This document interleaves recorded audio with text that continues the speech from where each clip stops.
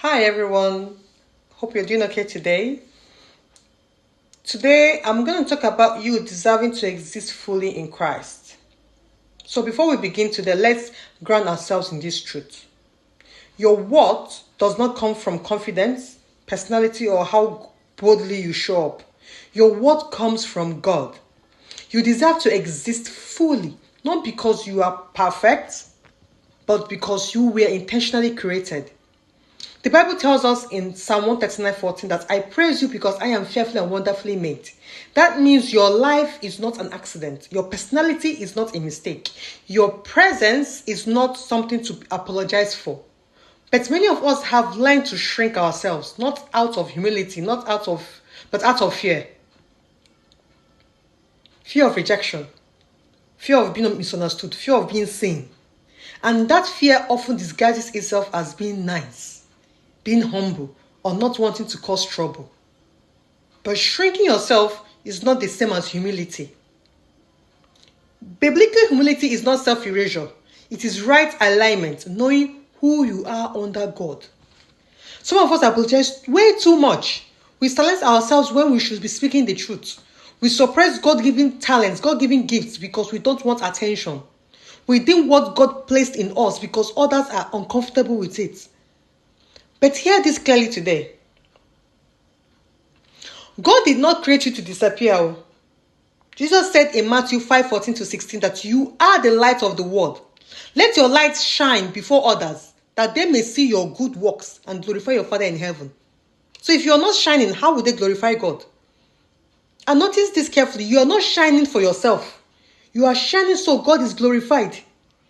So when you hide, silence, or suppress what God placed in you out of fear, it is not humility. It is often insecurity.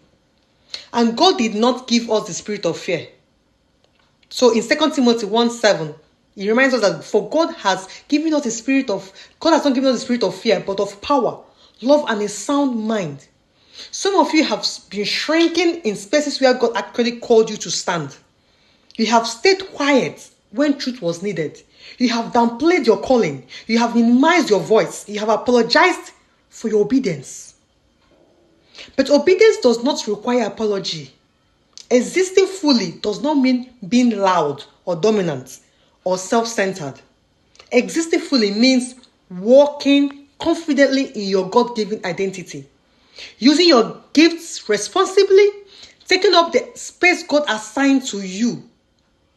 You hear? Serving without shrinking, loving without fear.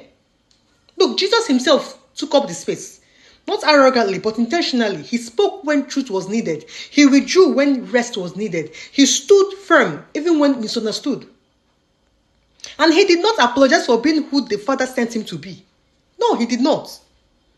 So when we say you deserve to exist fully, what I am meaning biblically is this. You deserve to live fully submitted, fully obedient, and fully aligned with God's purpose for your life. Not louder than God, obviously. Not above others, but not hidden either. In Romans 12:6 says, we have different gifts according to the grace given to each of us. Grace was given to be used, not buried. So today's permission is not permission to exalt self. No.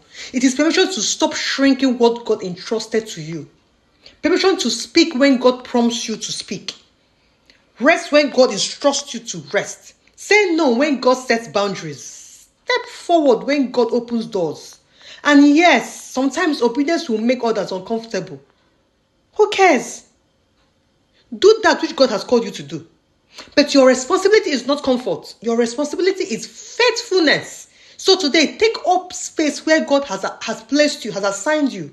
Not aggressively, not pridefully, but confidently rooted in Him. And if you need a quiet prayer today, let it be this. Lord, help me to walk fully in who you created me to be.